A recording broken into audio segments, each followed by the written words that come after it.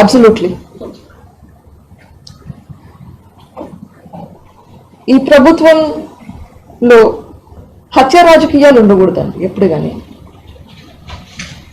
You don't want your murderers to be ruling you.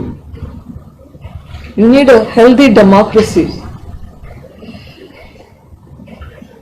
You need a democracy that will help improve the society. You need a democracy that will help uplift the society in all aspects. And I'm specifically requesting, yes,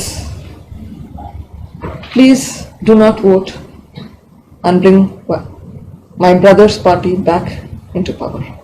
Because if that happens, then there is no hope for justice. ప్రజలకందరికీ ఒక request, please మా అన్న పార్టీకి, వైఎస్ఆర్సీపీ పార్టీకి vote అయ్యేద్దండి. ఇంత వంచన చేసిన party, మోసం చేసిన పార్టీ,